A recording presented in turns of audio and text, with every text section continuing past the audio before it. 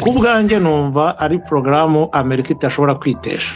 Bakoze iryo kosa basanga imashini ntiyashyizemo Abongereza kandi bagombaga kujyamo, basanga imashini yongeyemo abantu bo muri Cuba kandi batagombaga kujyamo.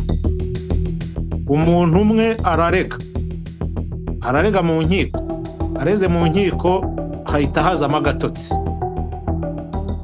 Bigera ubwo rero Trump agera ubwo avuga ati noneho ahubwo ndanabihagaritse.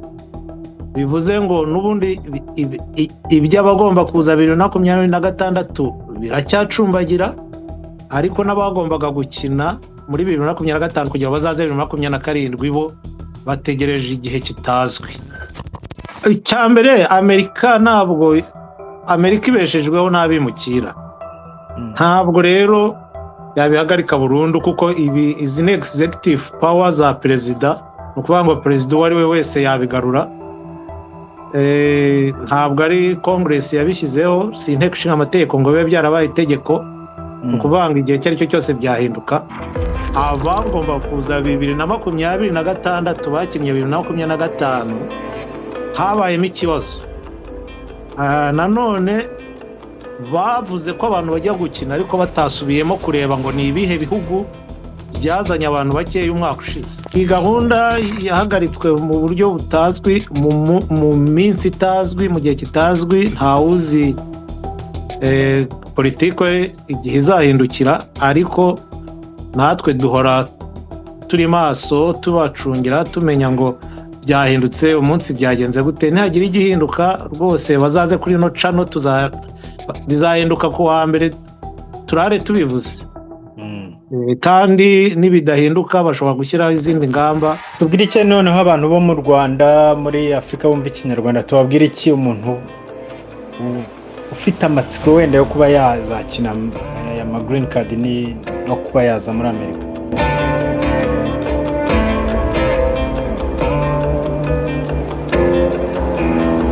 Nongere mbaye ikaze inshuti bakunze ba Rwanda Broad. Uyu munsi dufite ingingo ikomeye cyane ya green card. Green card ku buyobozi bwa Donald Trump byahinduye isura.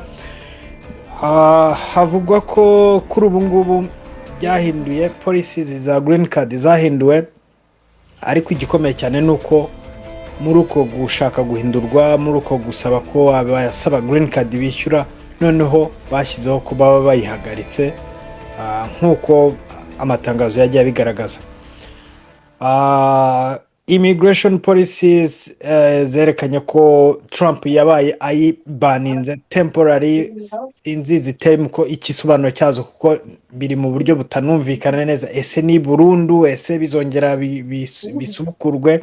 Gusa icyo tuzi nuko Trump imanda ye ni imyaka 4, nimara gushira wenda hari bizasubiraho. Dufite urujijo rwinshi ku bijyanye na green card. Niyo mpamvu twatumiye umwe mu bantu basobanukiwe n'ibintu by'abimukira, yitwa Eric Kayihura, akaba akunze kudufasha gusobanukirwa neza ibijyanye n'abimukira, cyane ko ari no mu ishuri ryabyo. Eric Kayihura, reka ngo ikaze mu kiganiro cy'uyu munsi. Murakoze Richard, murakoze namwe abateze amatwi iki kiganiro. Dusobanurire ni izi mpinduka zashyizweho kuri green card byagenze bite? Ese ubu koko byarahagaze? Hari abantu benshi bari mu rujijo ku bya green card. Green card ubundi green card muri Amerika ni ubwoko butatu. Hari green card umuntu abona yarabanje kugera muri Amerika akaka ubuhungiro, icyo gihe yabonye ibyangombwa by'ubuhungiro akabimarana umwaka umwe, ahabwa green card. Iyo green card iyo imaranye imyaka 5 ahabwa ubwenegihugu. Noneho hari green card y'ubwoko bwa kabiri, green card y'umufiance cyangwa se uwo mwashakanye. Iyo uwo ufite green card cyangwa se ukaba ufite ubwenegihugu, uwo mushakanye iyaje agusanga bamuha green card. Iyo green card yayimaranye imyaka 3 nawe babumuha ubwenegihugu. Hari na green card rero abantu batombora. Ubushize nabyise gukina, numva mu makomantere bavuga ngo ese burya n'ugukina nk'uko bajya kubetinga, nk'uko abantu bajya kujya mu mikino y'amahirwe na green card. Yo green card ni amahirwe. Iyo green card rero koko ubivuze ukuri yarahagaritswe mu buryo bita indefinitely, ni ukuvuga ngo mu gihe kitazwi. Ishobora gusubukurwa nanone mu gihe kitazwi, kubera yuko n'ubusanzwe yashyizweho n'ububasha bwa perezida, executive power, yemerewe no guhagarikwa mu bubasha bwa perezida.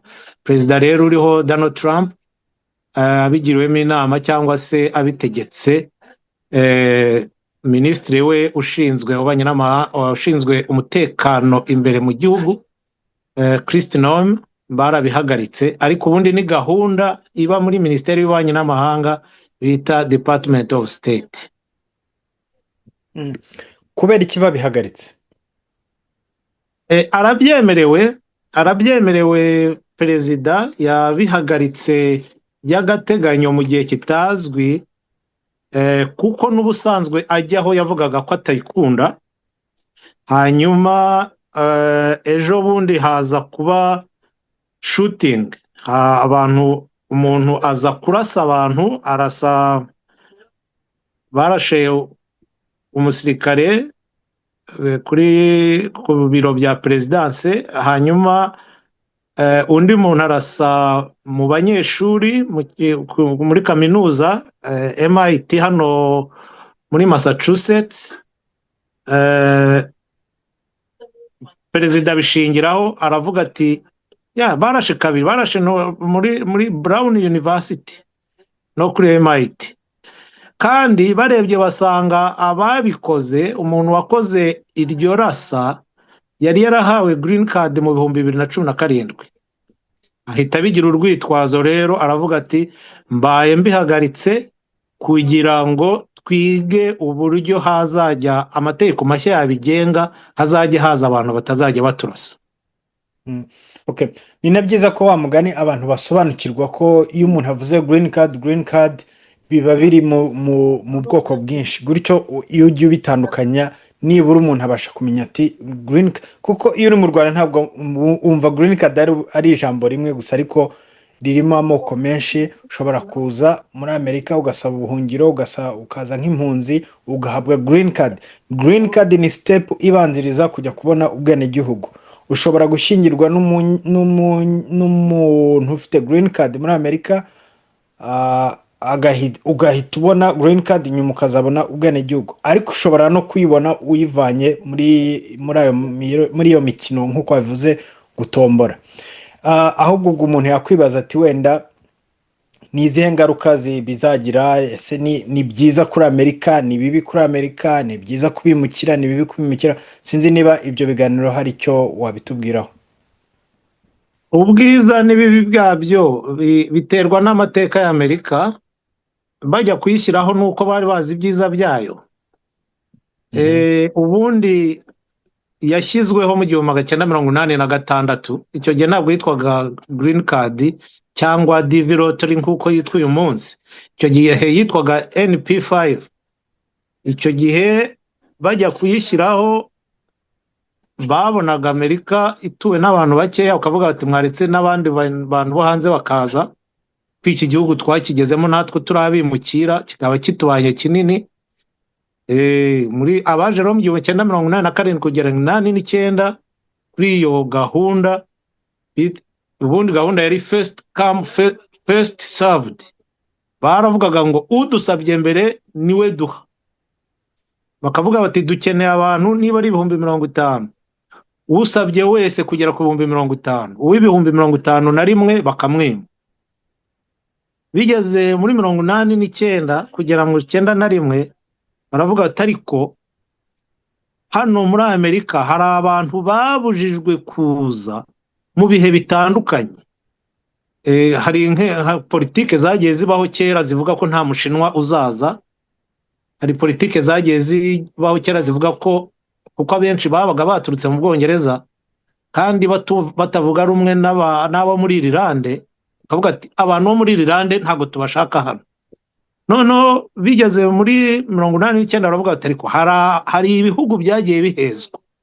nk'abashinwa kuki bahezwa ko abantu bo muri Irlande aba Irish people bahezwa babashyiriraho iyo gahunda ya gahunda yatangiye ari first serve noneho iba iy'ibihugu bifite abantu bakeya hano bagiye bahezwa hanyuma bigeze 92 kugera 94 ya gahunda yitwa AA1 noneho baravuga ngo ni porogaramu igiye kureba abantu bagiye bataza ibihugu bitazaga muri green card za mbere NP5 n'abataraje mu bihugu byari bifite abantu bakeya hano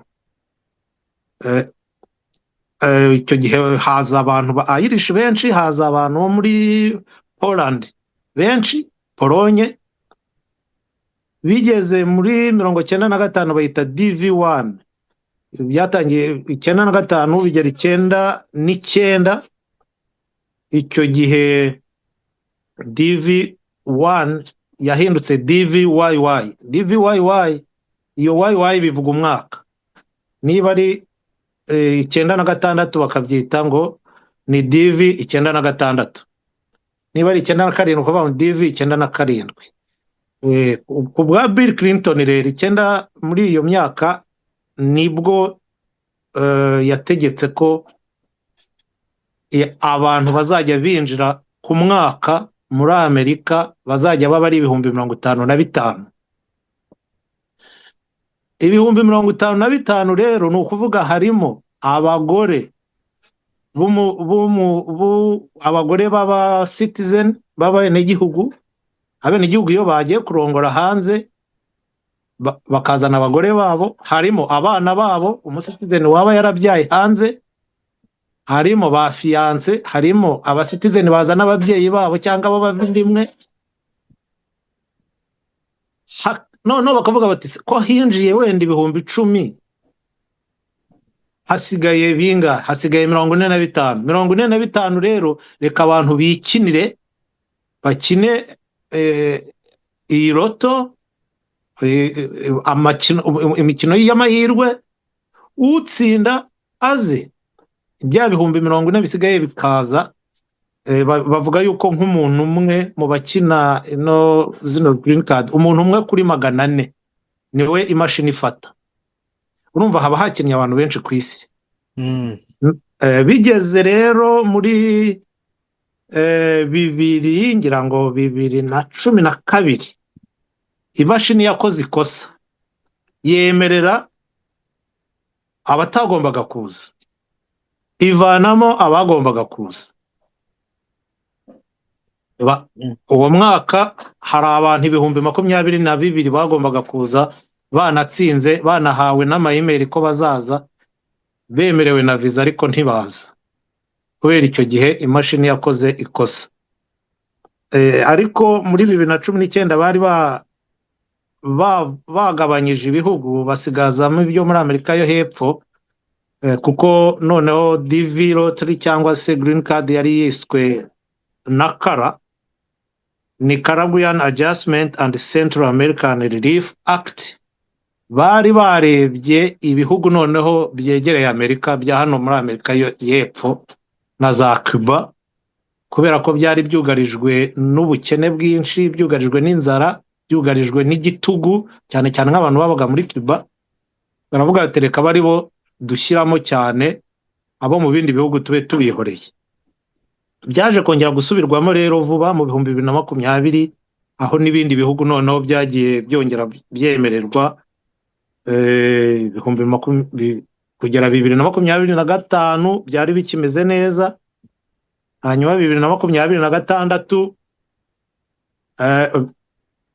abagomba kuza 2026 bakinnye 2025 habayemo ikibazo nanone bavuze ko abantu bajya gukina ariko batasubiyemo kureba ngo ni ibihe bihugu byazanye abantu bakeya umwaka ushize bakoze iryo kosa basanga imashini ntiyashyizemo abongereza kandi bagombaga kujyamo basanga imashini yongeyemo abantu bo muri Cuba kandi batagombaga kujyamo. Umuntu umwe ararega mu nkiko, areze mu nkiko hahita hazamo agatotsi. Bigera ubwo rero Trump agera ubwo avuga ati noneho ahubwo ndanabihagaritse. Bivuze ngo n'ubundi iby'abagomba kuza 2026 biracyacumbagira, ariko n'abagombaga gukina muri 2025 kugira bazaze 2027 bo bategereje igihe kitazwi. Biragaragara ko muri 2025 abagera kuri miliyoni 20 bapurayinze. Wa mugani wavuze ngo n'abantu benshi, miliyoni 20 barapurayinze muri 2025, abarenga 131,000 nibo babaye selected. Harimo n'ikindi kintu wenda abakina green card bo bamaze kubimenya, gutsinda ntabwo ariko kuza. 131,000 baratsinze, ariko ababashije kuza ngira ngo baravuga 50,000, abagera ku 50,000. Impamvu ituma uwatsinze wese ataza, kera banavugaga ko umuntu wese ubishatse yararangije amashuri yisumbuye yemerewe kubikina. Hanyuma Trump aje yongeraho ngo uwo muntu agomba kuba afite na passport. Ariko noneho urabikinnye, ufite passport, uvuze yuko ufite amashuri yisumbuye, wa munsi wa interview barakubwiye bati twereke diplome, urayibuze. Wari watsinze ariko warabeshye. Cyangwa se ukabikina uri muri Uganda, bakakubwira bati watsinze uri uwo mu Rwanda, interview urayikorera mu Rwanda, kubera ko wowe ujya gukina watubwiye ko uri umunyarwanda. Igihugu tugendera ku bihugu, bagendera ku bihugu. Ugasanga wa muntu yatsindiye mu gihugu atari busubire mu cyo bemerera. Hari gutsinda ntibivuga kuza. Okay, noneho ubwo baravuga ko iyi green card igamije ko abantu bo mu bihugu bafite abantu bake, ibihugu bifite abantu bake muri Amerika ari byo biza hano muri Amerika, byemerewe kuza hano. Ni ikigaragara nuko abenshi ari abo muri Afurika. Ubwo ni izihe ngaruka cyangwa zaba ibyiza cyangwa ibibi kuba batakemerewe kujya muri green card? Icyambere, Amerika ibeshejweho n'abimukira. Ntabwo rero yabihagarika burundu, kuko izi ni executive power za perezida, ni ukuvuga ngo perezida uwo ari we wese yabigarura. Ntabwo ari Congress yabishyizeho, si inteko ishinga amategeko ngo bibe byarabaye itegeko. Ni ukuvuga ngo igihe icyo ari cyo cyose byahinduka, kandi ntabwo bakwitesha abantu. None se nka umwe mu bashinze Google nuwaje kuri green card, Elon Musk wa Tesla na Twitter cyangwa se X, nawe yagumye muri Amerika kuri green card. Melania Trump, umugore wa perezida wa Repubulika, nawe ubwe yaje nka green card. Umugore wa vice perezida uyu munsi, Asha Vance, umuhinde yaje, ababyeyi be ni Abahinde, baje kuri green card. We yavukiye hano ariko ababyeyi be niyo nzira baciyemo. Uwarihoze ari secrétaire d'État Madeleine Albright. Noneho tukajya no mu bahanga, Einstein uzwi mu bahanga b'isi, ni umudage, ariko yari afite green card ya hano, yabonye ubwene gihugu yaraciye kuri green card. Ni benshi barabizi, abakinnyi ba atletisme, abakinnyi b'imipira hano, ba soka, abakinnyi, abaririmbyi, abahanzi bakomeye, ni green card. Leta y'Amerika ntago yabitesha, ibyo ni ibyiza byabyo, ariko kandi nanone ni igihombo ku migabane igisinziriye. Harimo na Afurika iteye imbere ariko irasinziriye. abakire, abanyabwenge, abafite talenti bose bo muri Afurika bashaka kujya muri Amerika, kandi Amerika ntiyabitesha, ugasanga Afurika nyine ibihombeyemo. Ariko si bo bonyine baza, n'ab'i Burayi baraza. Ubu ngira ngo 2024 ibihugu bitari byemerewe kuza ni Brazil, Canada, Ubushinwa, Colombia, ariko usanga ibihugu bya Afurika byose birimo. Ugasanga n'iby'ahandi yego biraza, ariko Afurika cyane cyane barimo kuyivida, bayikuramo abanyabwenge bayo, bayikuramo abafite talent. Nkeka ko ni byiza kuri Afurika igice, ariko ni bibi cyane nanone kuri Afurika, kuko ubumenyi abantu babonaga n'amafaranga babona bohereza guteza imbere ibihugu byabo ntabwo wabikerensa. Ntabwo wambwira ko umuntu wize muri sisiteme yo muri Afurika gusa atabonye akanya ko kureba aho Amerika igeze ngo agende iwabo ajye kubyapurikayo. Ntabwo wambwira ko yaba arimo gutera imbere.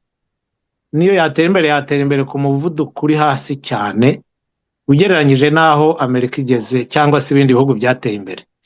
Nge nakumva nashyigikira ko green card igumaho, ahubwo ibihugu bya Afurika bikamenya ukuntu abo ba diaspora babyo badaheranwa n'ibihugu byabatwaye. Hakabaho wenda nko kuborohereza gutangiza imishinga, kuborohereza kugaruka, cyangwa ikintu cyose cyabatuma bagarura bagashora imari muri Afurika. Yego, hari urugero rwiza nk'igihugu cya Senegal. Ni naho ijambo diaspora ngira ngo baritangiriye rijya gusakuza diaspora nyafurika.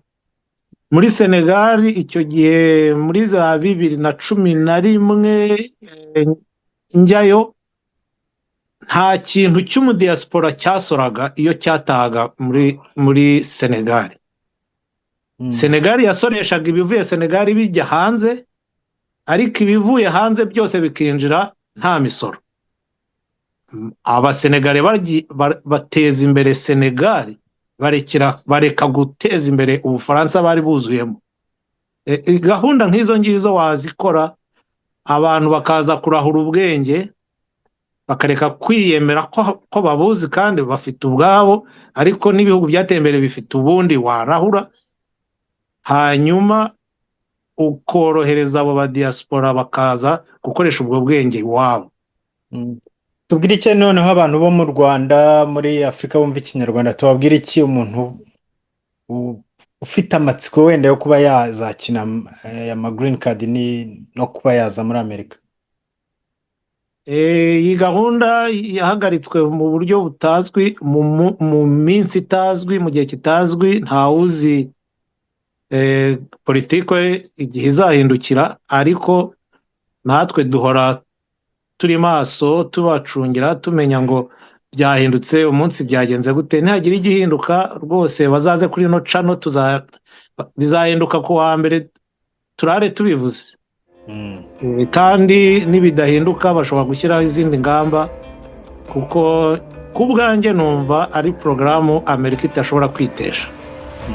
Urakoze cyane Eric Kayihura kuri aka kanya wigomwe ukaza kutuganiriza kuri iyi ngingo abantu benshi baba bafite amatsiko, kandi ni ingingo ndende. Numvise ko Trump hari n'izindi green card ashaka gushyiraho zituma wenda abantu bize hano baguma hano. Byose tuzajya tugira umwanya wo kugenda tubiganiraho, tubyinjiramo muri detail, tuvuga uko bimeze. Ndagushimiye kuri uyu mwanya wigomwe ukaba waje kubana natwe muri iki kiganiro. Mwakoze namwe.